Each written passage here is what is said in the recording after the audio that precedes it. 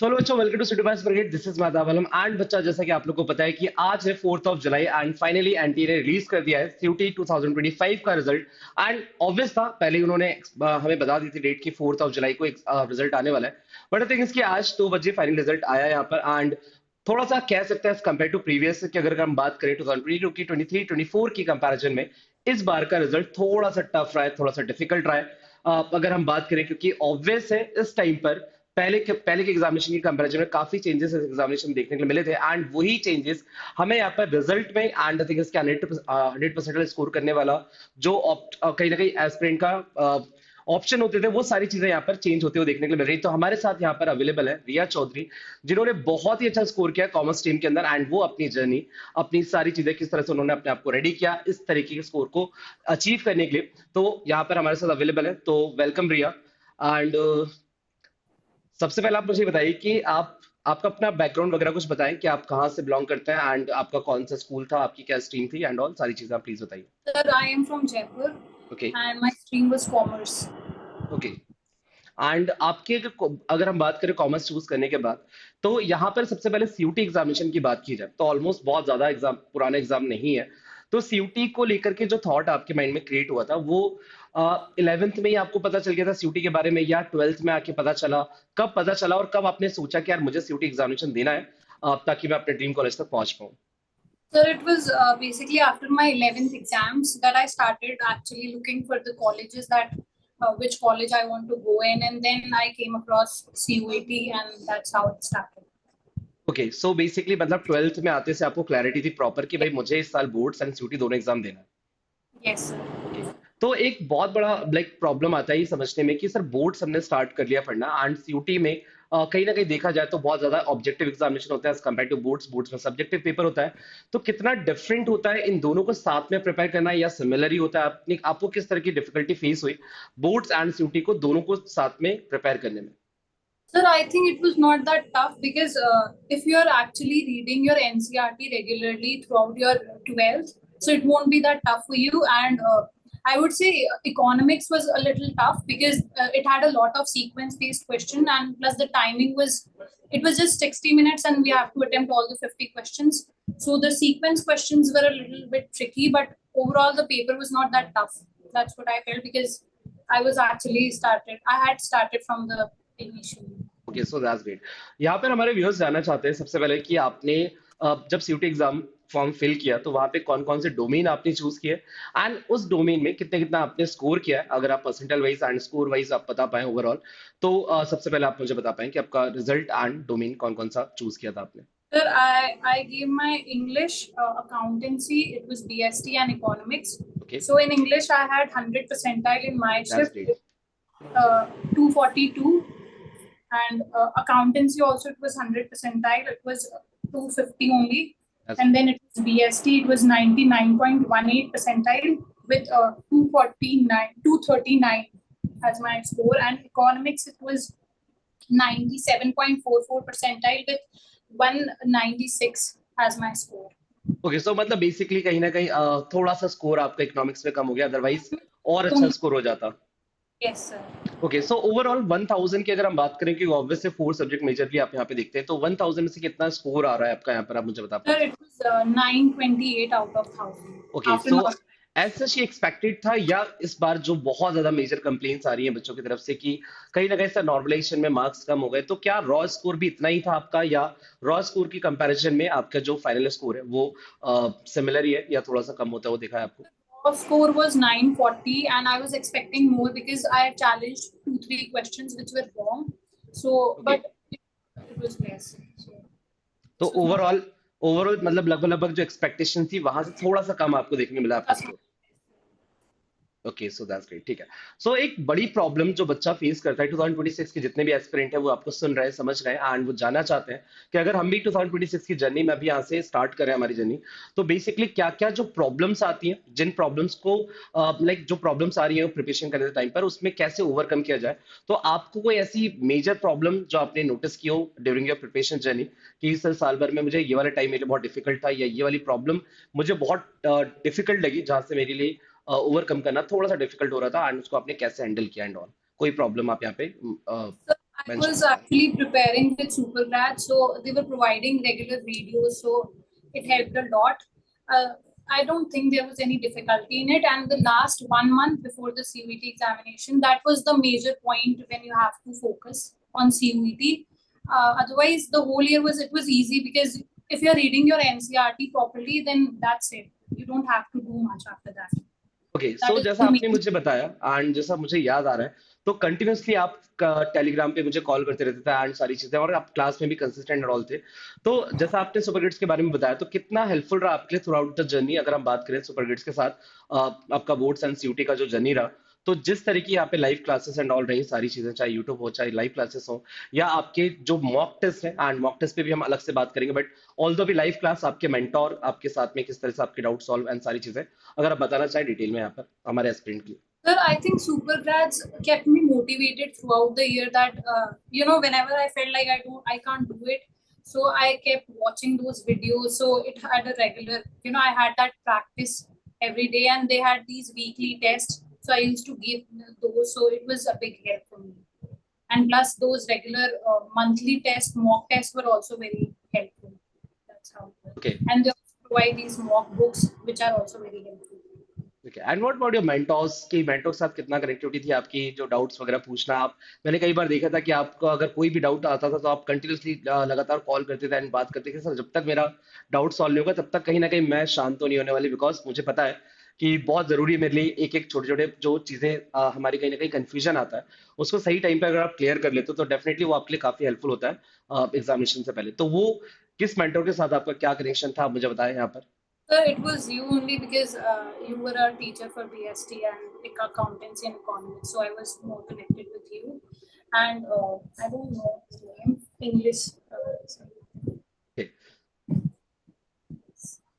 ठीक है और व्हाट अबाउट मॉक टेस्ट क्योंकि कहीं ना कहीं अगर हम बात करें ऑल दो बहुत ज्यादा मेजर प्रॉब्लम ये होती है कि अगर हमने सब कुछ पढ़ लिया तो हमारे लिए ये समझना बहुत जरूरी होता है कि किस तरह के क्वेश्चंस एग्जाम में पूछे जाएंगे एंड क्वेश्चन का पैटर्न समझना क्योंकि एमसीक्यूज में ऑल दो बहुत सारे कॉम्बिनेशन ऑफ क्वेश्चंस पूछे जाते हैं एंड बहुत सारे हम पीवाईक्यूज लगाते हैं एग्जाम देने से पहले तो सबसे पहले आप मुझे ये बताइए कि पीवाईक्यूज कितना हेल्पफुल था आपके लिए मतलब अगर हम बात करें पीवाईक्यू पिछले साल या इससे पहले के जो साल में पेपर हुए हैं उन कंपैरिजन में क्या इस साल का क्वेश्चन पैटर्न वही था या क्वेश्चन में कुछ नया कुछ पैटर्न देखने के बाद जो पीवाईक्यूज में आपने सॉल्व नहीं किया था एंड उस पैटर्न के लिए मॉक टेस्ट जो आपने लगाए थे वो कितने हेल्पफुल थे आपके लिए Sir, I think mock tests are very important throughout your journey because because it helps you to analyze where you stand. If you don't know, if you don't understand the type of questions that are asked, then you won't be able to crack it. Definitely. So this is the main point that you need to understand the type of questions that are asked, and it can be done only through the previous year questions plus the mock test. So yeah, I did a lot of my mock test. I gave around 150 plus mock test. That's great. And, Appreciated. Yeah, and the previous year questions. So it was a big help because understanding the type of questions is also very important. That's how, and plus the type of questions are also, it gives a lot of clarity in your mind that this is the type of question I have to attempt. And then you go through your NCERT, that is also very helpful. So PYQ के comparison में अगर हम देखें कि जो last year आपने काफी PYQs पहले के लगाए होंगे हमारी जो बुक्स आपके पास आती हैं तो उसमें भी पीवाईक्यू का अलग सेक्शन होता है जो आपको बताता है कि यार किस किस पैटर्न के क्वेश्चंस ऑलरेडी आ चुके हैं आपके एग्जामिनेशन में तो क्या वही पैटर्न यहाँ पे एनटी ने कंटिन्यू किया है इस साल भी या इस बार कुछ क्वेश्चंस में बहुत ज्यादा चेंज देखने को मिला क्वेश्चन पूछने के तरीके में एनटी के द्वारा जो क्रिएट किए गए थे क्वेश्चन चाहे अकाउंटेंसी की बात हो चाहे इकोनॉमिक्स की बात हो चाहे इंग्लिश या बिजनेस तो पीवाईक्यू से कितना परसेंट सिमिलर था अगर हम एक अप्रोक्स एक फिगर लेना चाहें तो लगभग 80% सिमिलर था या 60% था कितना सिमिलर लगा आपको Sir, I think most of the paper was similar except economics because economics had a lot of sequence-based questions which were not really asked in the previous years. So this was the major change this year. And plus, I think English was a little easier this time. Maybe it was in my shift, but I think it was very easier if I compare it to the previous years because the grammar section was very easy. And if you're doing your word power like from the whole year, then it is very easy for you to crack. with okay, that so reason. Economics को बार बार हम यहाँ पे highlight करें तो economics में एक और problem जो बहुत सारे बच्चे फेस करते हैं एंड मैं जानना चाहता हूँ कि क्योंकि आपने अच्छा स्कोर किया इकोनॉमिक्स में भी ऑल दो, तो कहीं ना कहीं क्या स्ट्रैटेजी थी ऑल दो जब 2 महीने पहले सिलेबस चेंज कर दिया जाता है, क्योंकि हमारा थॉट प्रोसेस डेवलप हो जाता है स्टार्टिंग में जुलाई में कि यार हमें साल के एंड में जो है सीयूटी का एग्जाम देना है, तो वहां पर हमें आईडी एंड मैक्रो का एग्जाम देना है, मतलब पढ़ करके हमें एग्जामिनेशन लिखने हैं। और सडन 2 महीने पहले आपको पता चलता है कि एक बड़ा मेजर चेंज आता है एंड उसमें मैक्रो एंड माइक्रो के बेसिस पे आपका सीयूटी का एग्जाम लिया जाएगा, ऐसा उन्होंने अनाउंस किया। तो ये कितना शॉकिंग था आपके लिए, एंड जब ये शॉकिंग था तो आपने इस प्रॉब्लम को, जो बहुत मेजर प्रॉब्लम थी सारे ही हमारे कॉमर्स एस्पिरेंट के एज वेल एज ह्यूमैनिटीज के एस्पिरेंट के लिए भी, तो इससे आपने ओवरकम कैसे किया? कि आपने वापस से शुरू से स्टार्ट किया या किस तरीके से आपने किया इसमें? So I think macro was definitely where we read it throughout the year. Micro was a major challenge for all of us, but I was with Supergrad, so they helped a lot, and I watched those videos. Plus, NCRT is the biggest source that will help you a lot because all the questions are based from your NCRT knowledge. Everything, all the lines, all the questions, all numerical questions, everything is from NCRT. Nothing is from outside. So I think reading the NCRT is very helpful. Plus watching those videos, plus giving mocks is also very helpful.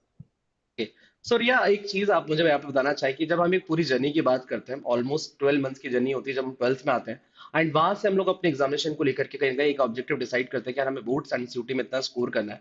तो obviously time की एक negativity यही होती है कि एक जैसा नहीं होता, तो बीच में कोई ऐसा सिनेरियो रहा जहां पर आपको ऐसा फील हुआ कि नहीं यार मुझसे इतना मार्क्स अचीव नहीं हो पाएगा समथिंग, या उस पर्टिकुलर पॉइंट ऑफ टाइम पर आपके क्या सोर्स था मोटिवेशन का? आपके घर में कोई जो आपके साथ हमेशा मतलब अवेलेबल था आपको सपोर्ट करने के लिए, चाहे मेंटली या किसी भी तरह की कोई प्रॉब्लम हो, वो आपके साथ में कनेक्ट करके आपकी सारी प्रॉब्लम्स दूर कर रहे थे? तो कोई ऐसा पर्सन या जिसको देख के आप मोटिवेट हो रहे हैं घर के अंदर, तो आप यहाँ पे मेंशन करना चाहेंगे? Sir, it is my mother and my brother. Okay, They kept me motivated throughout the year that you can do it and you will definitely do it. So yeah, so that was the thing that kept me motivated throughout the year that I have to achieve it anyhow. Okay, so parents का कैसा reaction था जब आपने result देखा? तो क्या वो आपके साथ थे या आपने उनको बताया? आप अगर साथ थे या बताया तो कैसा रिएक्शन था उनका, क्या कहना था? अगर आप वो शेयर कर पाए। So my mother and brother both were very happy, and my dad doesn't live here, but he was also very happy when he heard this. So that's great, मतलब बहुत पार्टी वाला माहौल था, तो पार्टी अब start हो गई होंगे एंड चलती जाएगी थ्रू आउट द जर्नी। तो ऑल दो कहीं ना कहीं हम इतनी मेहनत करते हैं तो ऑब्वियस हमारे माइंड में एक गोल होता है, एक ऑब्जेक्टिव होता है जिसको अचीव करने के लिए हम लोग इतना सारा मेहनत कर रहे होते हैं। तो बेसिकली आपका ऑब्जेक्टिव क्या है? शॉर्ट टर्म आप मुझे गोल बताइएगा, short term goal in the sense कि यहाँ से आप कौन सा कॉलेज टारगेट करना चाहते हैं एंड कौन से कोर्स के साथ, और सेकेंडरी आपका लॉन्ग टर्म ऑब्जेक्टिव क्या है? आप अपने आप को एज एन करियर में कहाँ पे देखना चाहते हैं? क्या आपका गोल है? Sir, for short term, I would say my definitely my first preference is SRCC, Great. and I am from OBC, so I am expecting SRCC. Definitely. So that was my main goal for the short term, and long term, I'm planning to do UPSC. So okay, so UPSC crack करके definitely आपको civil services में आना है and ये तो all the best. And definitely जब हम इस तरीके से आगे बढ़ते हैं एंड यहाँ से जैसे हमें पता चलता है कि हमने एक कम एज में ही एक ऑब्जेक्टिव डिसाइड किया कि सीयूटी में एक अच्छा स्कोर करके एक अच्छा टारगेट कॉलेज या अपने ड्रीम कॉलेज जो आपने डिसाइड किया, जब आप इस ऑब्जेक्टिव को अचीव करते हो तो डेफिनेटली अपकमिंग डेज में जो और ऑब्जेक्टिव्स होते हैं, चाहे आपका वो यूपीएससी हो या कुछ भी हो, तो उसमें उसको अचीव करने के लिए और कॉन्फिडेंस आपके अंदर बढ़ जाता है डेफिनेटली। सो मुझे पता है कि कहीं ना कहीं ऐसे ही कोई एक टाइम ऐसा आएगा जब यूपीएससी का भी आप एक क्रैक करोगे, और वहां पे भी एक इंटरव्यू में यहाँ पर देख रहा हूँ in future definitely. So I wish कि ऐसा भी एक जल्दी से मतलब वो दिन आ जाए, तो ठीक है। सो मुझे बताइए रिया कि यहाँ पर जो ओवरऑल आपका रिजल्ट रहा, आपकी जो पूरे स्कोर है, यहाँ तक सारी चीजें रही हैं आपकी, सो यहाँ से अब जो आपका यूपीएससी वाली जर्नी दिख रही है आपको, तो उसमें एसआरसीसी को क्यों आप चूज करना चाहते हो? क्यों एज कम्पेयर टू बाकी जो बहुत सारे कॉलेज होते हैं, एसआरसीसी क्यों? sir, I think SRCC is the the star of all the commerce students. So I also want to continue with that legacy. So that is why I'm choosing SRCC. But I think the exposure is also great there. So I will learn a lot there. So that's why I'm planning to do SRCC. Okay, एक last question जिसके बाद हम conclude करेंगे definitely यहाँ पर। सो 2026 के बहुत सारे एस्पिरेंट आपको यहाँ पे दिख रहे हैं, आपसे बहुत सारी चीजें सुनना चाहते हैं, उनके बहुत सारे क्वेश्चंस होते हैं। तो कुछ कुछ कॉमन क्वेश्चंस मैं यहाँ पर आपसे उनके बिहाफ पे पूछना चाहूंगा। सबसे पहले तो यही थॉट होता है कि सर हम जुलाई मंथ में यहाँ से हैं एंड हम भी यहाँ पर नेक्स्ट ईयर 2026 के लिए हम एस्पिरेंट हैं एंड वहाँ पे हम एग्जाम देने वाले हैं। तो उनको क्या चीजें यहाँ से करनी चाहिए एंड क्या चीजें उनको अवॉइड करनी चाहिए, अगर आप बता पाए यहाँ पर, क्योंकि आपने ऑल दो वो लाइफ अभी जस्ट आपने जी है एंड आपने क्या सेक्रीफाइसेस किए या क्या चीजें आपने अवॉइड की, जो आप एक तरह से गाइड करना चाहोगे एस्पिरेंट्स को, तो please go for it. So I would say that like the main thing that you need to focus on is NCRT, because NCRT is the sole, you know, this is from where you have to start.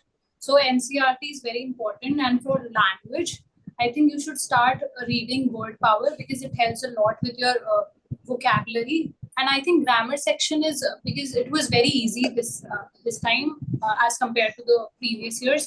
So I think grammar was not that tough if you're doing it regularly, or even before your, 2 months before the CUET, that would work. But you need to focus on your vocabulary from the beginning. That's why that's when it will become easier for you. Otherwise, you won't be able to crack the vocabulary section in just 2 months, because it is really tough to learn all the vocabularies in just 2 months. You need to start from the beginning for the language. And I think if you're doing your NCRT regularly, that will work. Especially, I would say economics is a little tough because this was how it was in this year.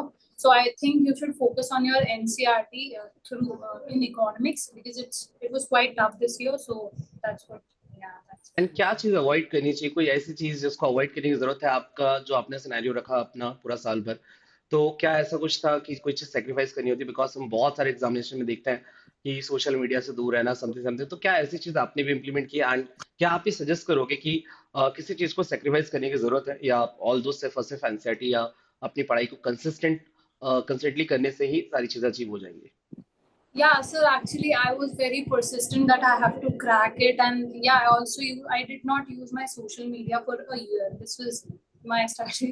But I think that was you don't have to do all those things. That's when I realized this, that if you're preparing well throughout the 12th and after the 2 months before the CUET, that's more than enough for you. That's more than enough. Just go through your NCRT well. That's it. And you need not to start, you don't have to stress from the very beginning that I have to do these regular mocks from the beginning. You don't have to do all these things. You just prepare for your 12th board examination well. And after your board examination, that's when the whole journey for CUET starts. So I think you should just focus on your boards first. And because if you're doing your boards, if you're doing well in your board examination, then you need not to worry about your CUET, because it is not that tough. It is actually very easy. It is very easy. So just go through your NCRT, then that's it. सो बहुत अच्छे से आपने यहाँ पर ये अपनी बात रखी है एंड बहुत अच्छे से आपने समझाया, जो कि कहीं ना कहीं मैं डेफिनेटली इस बात के कॉन्फिडेंट हूँ इस बात को लेकर हो कि बहुत सारा बेनिफिट होगा 2026 वाले बच्चे जो आपको सुन रहे हैं, क्योंकि जो चीज आप यहाँ पे बता रहे हो ऑब्वियस है, वो चीज एज एन एस्पिरेंट आपने जी हुई है, तो आप बहुत अच्छे से एक्सप्लेन कर पा रहे हो कि यहाँ पे क्या चीजें आपको अवॉइड करनी चाहिए, किन चीजों पे आपको फोकस होना चाहिए। अगर आप इनिशियल डेज की बात करें यहाँ से, क्योंकि आप यहाँ से जो गोल डिसाइड करते हैं डेफिनेटली आप वो चीज अचीव कर पाते हैं, जैसे कि यहाँ पर रिया ने भी एक गोल डिसाइड करके अचीव किया है एंड आज हमारे साथ यहाँ पर है, तो मैं प्राउडली ये बात कह सकता हूँ यहाँ पर कि मैं यहाँ पर रिया के साथ स्क्रीन शेयर कर रहा हूँ, उनके साथ बात कर रहा हूँ, बहुत सारे क्वेश्चंस पे बात करें, बहुत सारे डिस्कशन कर रहे हैं, तो ये मेरे लिए भी बहुत अच्छी बात है एंड मैं भी बहुत ज्यादा कहीं ना कहीं अच्छा फील कर रहा हूँ, जैसे कि रिया भी एक रिजल्ट लेकर के आते हैं और सर देखते हैं हम, तो कहीं ना कहीं बहुत अच्छा फील होता है। So thank you so much Riya, आपने इतनी सारी चीजें बताई एंड इस डे पे, जिस डे पे बहुत सारे कॉल आ रहे होते हैं, रिलेटिव्स के कॉल आ रहे होते हैं एंड बहुत ज्यादा हम एंगेज होते हैं, बट स्टिल आपने टाइम निकाल के यहाँ पर बहुत सारी चीजें बताई जो हमारे एस्पिरेंट्स के लिए बहुत ज्यादा इंपॉर्टेंट होने वाला होगा, बहुत ज्यादा बेनिफिशियल होगा। सो thank you so much and all the very best. आपकी अपकमिंग जो भी जर्नी है आपने जो बताई मुझे यहाँ पर, कि चाहे वो कॉलेज हो या आपका लॉन्ग टर्म ऑब्जेक्टिव हो यूपीएससी क्रैक करने का, सो डेफिनेटली उसके लिए बहुत सारे विशेष आपको and all the very best and thank you so much. बाकी थैंक बच्चों, तो यहाँ तक था, सारी चीजें हमने यहाँ पर कंप्लीट की, कंक्लूड की, एंड इस चीजों से आपको बहुत चीज मतलब बहुत सारी बातें आपको समझ में आई होंगी कि किन चीजों पे आपको ध्यान देना चाहिए। सो इन्हीं सारी बातों के साथ we are going to conclude this session. बने रहेगा आपके अपने channel CUET by super kids के साथ, क्योंकि यहाँ पे बहुत सारी अपडेट्स आपको अभी मिलने वाली है 2025-26 के अवेलेबिलिटी। So take care.